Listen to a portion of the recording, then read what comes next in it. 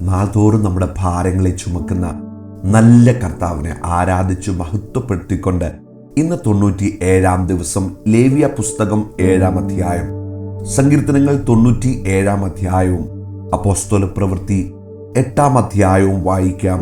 ലേവ്യ പുസ്തകം 7 അധ്യായം.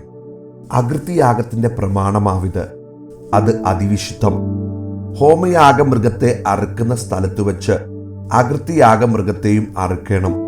അതിന്റെ രക്തം യാഗപീഠത്തിന്മേൽ ചുറ്റും തളിക്കണം.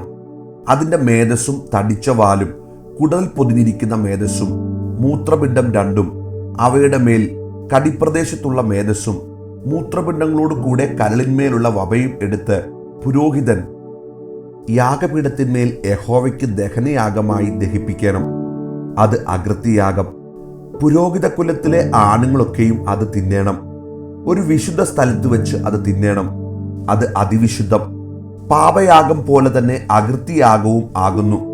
അവയ്ക്ക് പ്രമാണവും ഒന്നു തന്നെ. പ്രായശ്ചിത്തം കഴിക്കുന്ന പുരോഹിതന് അത് ഇരിക്കണം.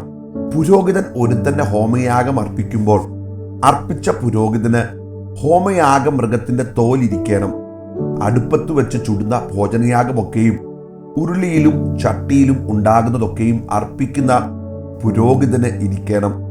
എണ്ണ ചേർത്തതോ ചേർക്കാത്തതോ ആയ സകല ഭോജനയാഗവും അഹരോന്റെ സകല പുത്രന്മാർക്കും ഒരുപോലെ ഇരിക്കണം. യഹോവയ്ക്ക് അർപ്പിക്കുന്ന സമാധാനയാഗത്തിന്റെ പ്രമാണമാവിത്. അതിനെ സ്തോത്രമായി അർപ്പിക്കുന്നുവെങ്കിൽ അവൻ സ്തോത്രയാഗത്തോടുകൂടെ എണ്ണ ചേർത്ത പുളിപ്പില്ലാത്ത ദോശകളും എണ്ണ പുരുട്ടിയ പുളിപ്പില്ലാത്ത വടകളും എണ്ണ ചേർത്ത് കുതിർത്ത നേരിയ മാവ് കൊണ്ടുണ്ടാക്കിയ ദോശകളും അർപ്പിക്കണം. സ്തോത്രമായുള്ള സമാധാനയാഗത്തോടു കൂടെ പുളിച്ച മാവ് കൊണ്ടുള്ള ദോശകളും ഭോജനയാഗമായി അർപ്പിക്കണം. ആ എല്ലാ വഴിപാടിലും അതതു വകയിൽ നിന്ന് ഓരോന്ന് യഹോവയ്ക്ക് നീരാർജനാർപ്പണമായിട്ട് അർപ്പിക്കണം. അത് സമാധാനയാഗത്തിന്റെ രക്തം തളിക്കുന്ന പുരോഹിതന് ഇരിക്കണം. എന്നാൽ സ്തോത്രമായുള്ള സമാധാനയാഗത്തിന്റെ മാംസം അർപ്പിക്കുന്ന ദിവസത്തിൽ തന്നെ തിന്നേണം. അതിൽ ഒട്ടും പ്രഭാതം വരെ ശേഷിപ്പിക്കരുത്.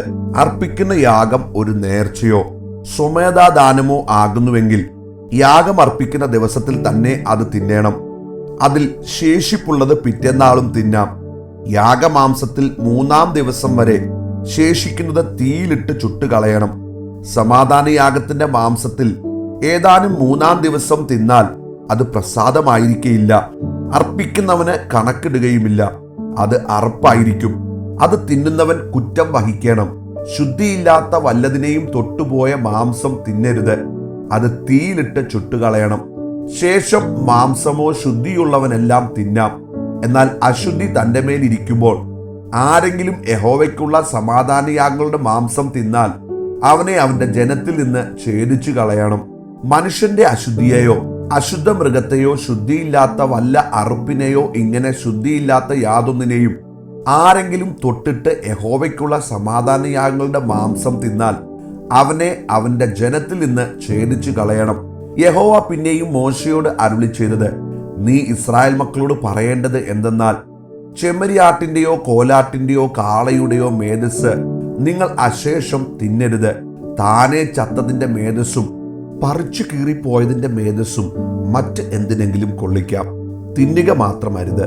യഹോവയ്ക്ക് ദഹനയാഗമായി അർപ്പിച്ച മൃഗത്തിന്റെ മേധസ് ആരെങ്കിലും തിന്നാൽ അവനെ അവന്റെ ജനത്തിൽ നിന്ന് ഛേദിച്ചു കളയണം. നിങ്ങളുടെ വാസസ്ഥലങ്ങളിൽ എങ്ങും യാതൊരു പക്ഷിയുടെയും മൃഗത്തിന്റെയും രക്തം നിങ്ങൾ ഭക്ഷിക്കരുത്. വല്ല രക്തവും ഭക്ഷിക്കുന്നവനെ എല്ലാം അവന്റെ ജനത്തിൽ നിന്ന് ഛേദിച്ചു കളയണം. യഹോവ പിന്നെയും മോശയോട് അരുളി ചെയ്തത്, നീ ഇസ്രായേൽ മക്കളോട് പറയേണ്ടത് എന്തെന്നാൽ, യഹോവയ്ക്ക് സമാധാനയാഗം അർപ്പിക്കുന്നവൻ തന്റെ സമാധാനയാഗത്തിൽ നിന്ന് യഹോവയ്ക്ക് വഴിപാട് കൊണ്ടുവരണം. സ്വന്തം കൈയാൽ അവനത് യഹോവയുടെ ദഹനയാഗമായി കൊണ്ടുവരണം. യഹോവയുടെ സന്നിധിയിൽ നീരാർജനാർപ്പണമായി നീരാജനം ചെയ്യേണ്ടതിന് നെഞ്ചോടുകൂടെ മേധസ്സും കൊണ്ടുവരണം. പുരോഹിതൻ മേധസ് യാഗപീഠത്തിന്മേൽ ദഹിപ്പിക്കണം. എന്നാൽ നെഞ്ച് അഹരോനും പുത്രന്മാർക്കും ഇരിക്കണം. നിങ്ങളുടെ സമാധാനയാഗങ്ങളിൽ വലത്തെ കൈക്കുറുക്ക് ഉദർച്ചാർപ്പണത്തിനായി നിങ്ങൾ പുരോഹിതന്റെ പക്കൽ കൊടുക്കണം.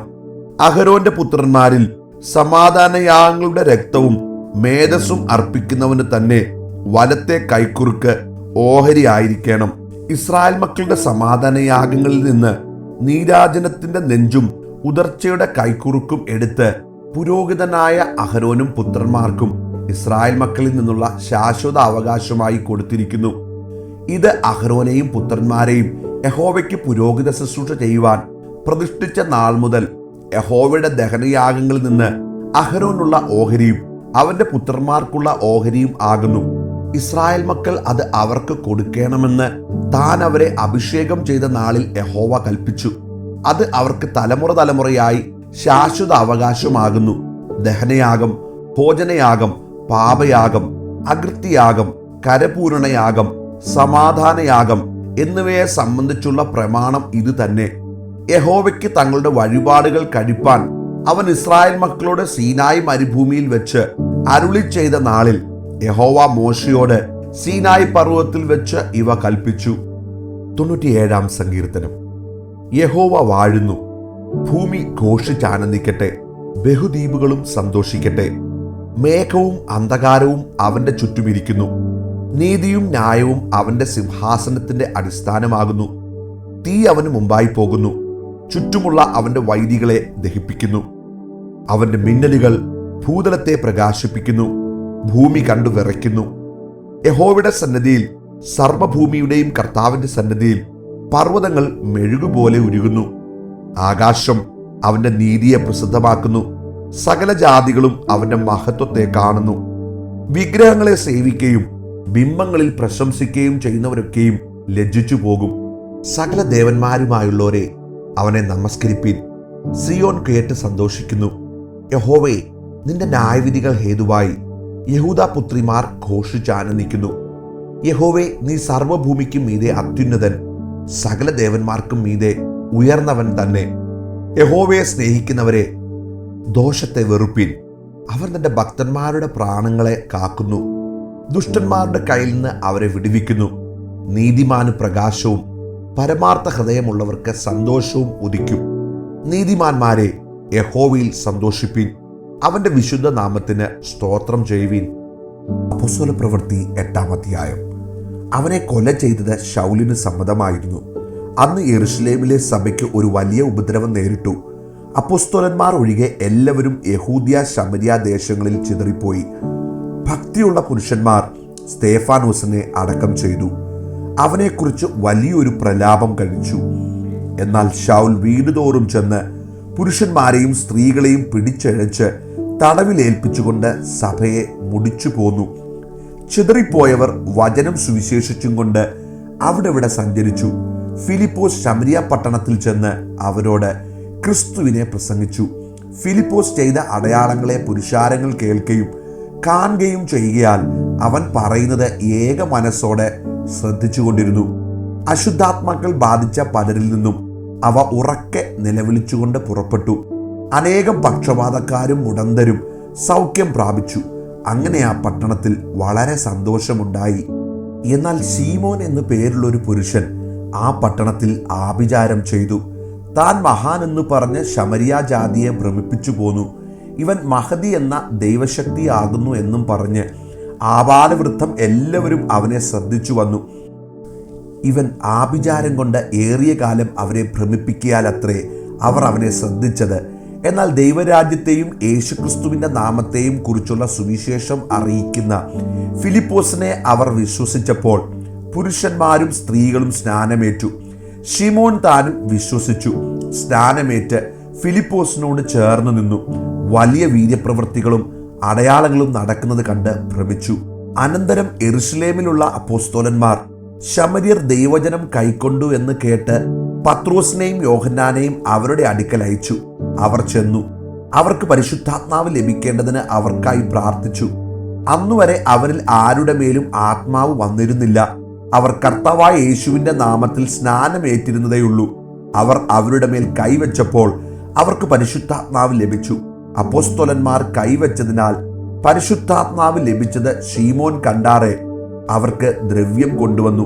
ഞാൻ ഒരുത്തന്റെ മേൽ കൈവച്ചാൽ അവന് പരിശുദ്ധാത്മാവ് ലഭിപ്പാൻ തക്കവണ്ണം ഈ അധികാരം എനിക്കും തരണം എന്ന് പറഞ്ഞു. പത്രോസ് അവനോട്, ദൈവത്തിന്റെ ദാനം പണത്തിന് വാങ്ങിക്കൊള്ളാമെന്ന് നീ നിരൂപിക്കൊണ്ട് നിന്റെ പണം നിന്നോടുകൂടെ നശിച്ചു പോകട്ടെ. നിന്റെ ഹൃദയം ദൈവസന്നിധിയിൽ നേരുള്ളതല്ലായകൊണ്ട് ഈ കാര്യത്തിൽ നിനക്ക് പങ്കും ഓഹരിയുമില്ല. നീ ഈ വഷളത്വം വിട്ട് മാനസാന്തരപ്പെട്ട് കർത്താവിനോട് പ്രാർത്ഥിക്കുക. പക്ഷേ നിന്റെ ഹൃദയത്തിലെ നിരൂപണം ക്ഷമിച്ചു കിട്ടുമായിരിക്കും. നീ കയ്പുള്ള പകയിലും അനീതിയുടെ ബന്ധനത്തിലും അകപ്പെട്ടിരിക്കുന്നു എന്ന് ഞാൻ കാണുന്നു എന്ന് പറഞ്ഞു. അതിന് ശീമോൻ, നിങ്ങൾ പറഞ്ഞതൊന്നും എനിക്ക് ഭവിക്കാതിരിപ്പാൻ കർത്താവിനോട് എനിക്ക് വേണ്ടി പ്രാർത്ഥിപ്പീനെന്ന് ഉത്തരം പറഞ്ഞു. അവർ കർത്താവിന്റെ വചനം സാക്ഷീകരിച്ച് പ്രസംഗിച്ച ശേഷം ശമരിയാക്കാരുടെ അനേക ഗ്രാമങ്ങളിൽ സുവിശേഷം അറിയിച്ചുകൊണ്ട് യെരൂശലേമിലേക്ക് മടങ്ങിപ്പോയി. അനന്തരം കർത്താവിന്റെ ദൂതൻ ഫിലിപ്പോസിനോട്, നീ എഴുന്നേറ്റ് തെക്കോട്ട് യെരൂശലേമിൽ നിന്ന് ഗസ്സയ്ക്കുള്ള നിർജ്ജനമായ വഴിയിലേക്ക് പോക എന്നു പറഞ്ഞു. അവൻ പുറപ്പെട്ടു ചെന്നപ്പോൾ കന്ദക്ക എന്ന എത്യോപ്യ രാജ്ഞിയുടെ ഒരു ഷണ്ഡനും മഹാനും അവളുടെ സകല ഭണ്ഡാരത്തിനും മേൽവിചാരകനുമായ ഒരു എത്യോപ്യനെ കണ്ടു. അവൻ യെരൂശലേമിൽ നമസ്കരിപ്പാൻ വന്നിട്ട് മടങ്ങിപ്പോകയിൽ തേരിൽ ഇരുന്ന് യെശയ്യാ പ്രവാചകന്റെ പുസ്തകം വായിക്കുകയായിരുന്നു. ആത്മാവ് ഫിലിപ്പോസിനോട്, നീ അടുത്ത് ചെന്ന് തേരിനോട് ചേർന്ന് നടക്ക എന്ന് പറഞ്ഞു. ഫിലിപ്പോസ് ഓടിച്ചെല്ലുമ്പോൾ യെശയ്യാ പ്രവാചകന്റെ പുസ്തകം വായിക്കുന്നത് കേട്ടു. നീ വായിക്കുന്നത് ഗ്രഹിക്കുന്നുവോ എന്ന് ചോദിച്ചതിന്, ഒരുത്തൻ പൊരുൾ തിരിച്ചു തരാഞ്ഞാൽ എങ്ങനെ ഗ്രഹിക്കും എന്ന് അവൻ പറഞ്ഞു. ഫിലിപ്പോസ് കയറി തന്നോടുകൂടെ ഇരിക്കണമെന്ന് അപേക്ഷിച്ചു. തിരുവെഴുത്തിൽ അവൻ വായിച്ച ഭാഗമാവിത്. അറുക്കുവാനുള്ള ആടിനെ പോലെ അവനെ കൊണ്ടുപോയി. രോമം കത്രിക്കുന്നവന്റെ മുമ്പാകെ മിണ്ടാതിരിക്കുന്ന കുഞ്ഞാടിനെ പോലെ അവൻ വായി തുറക്കാതിരുന്നു. അവന്റെ താഴ്ചയിൽ അവന് ന്യായം കിട്ടാതെ പോയി. അവന്റെ തലമുറയെ ആർ വിധിക്കും? ഭൂമിയിൽ നിന്ന് അവന്റെ ജീവനെ എടുത്തു കളയുന്നുവല്ലോ. ഷണ്ണൻ ഫിലിപ്പോസിനോട്, ഇത് പ്രവാചകൻ ആരെക്കുറിച്ചു പറയുന്നു? തന്നെക്കുറിച്ചോ മറ്റൊരുത്തനെ കുറിച്ചോ എന്ന് പറഞ്ഞു തരണം എന്നപേക്ഷിച്ചു. ഫിലിപ്പോസ് ഈ തിരുവെഴുത്ത് ആധാരമാക്കി അവനോട് യേശുവിനെ കുറിച്ചുള്ള സുവിശേഷം അറിയിപ്പാൻ തുടങ്ങി. അവർ ഇങ്ങനെ വഴി പോകയിൽ വെള്ളമുള്ള ഒരു സ്ഥലത്തെത്തിയപ്പോൾ ഷണ്ണൻ, ഇതാ വെള്ളം, ഞാൻ സ്നാനമേൽക്കുന്നതിന് എന്തു വിരോധം എന്ന് പറഞ്ഞു. അതിന് ഫിലിപ്പോസ്, നീ പൂർണ്ണ ഹൃദയത്തോടെ വിശ്വസിക്കുന്നുവെങ്കിൽ ആകാം എന്ന് പറഞ്ഞു. യേശുക്രിസ്തു ദൈവപുത്രനെന്ന് ഞാൻ വിശ്വസിക്കുന്നുവെന്ന് അവൻ ഉത്തരം പറഞ്ഞു. അങ്ങനെ അവൻ തേർ നിർത്തുവാൻ കൽപ്പിച്ചു. ഫിലിപ്പോസും ഷണ്ണനും ഇരുവരും വെള്ളത്തിൽ ഇറങ്ങി. അവൻ അവനെ സ്നാനം കഴിപ്പിച്ചു.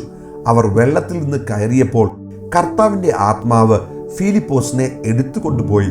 ഷണ്ണൻ അവനെ പിന്നെ കണ്ടില്ല. അവൻ സന്തോഷിച്ചും കൊണ്ട് തന്റെ വഴിക്ക് പോയി. ഫിലിപ്പോസിനെ പിന്നെ അസ്തോദിൽ കണ്ടു. അവൻ സഞ്ചരിച്ച് എല്ലാ പട്ടണങ്ങളിലും സുവിശേഷം അറിയിച്ചുകൊണ്ട് കൈസരിയിൽ എത്തി.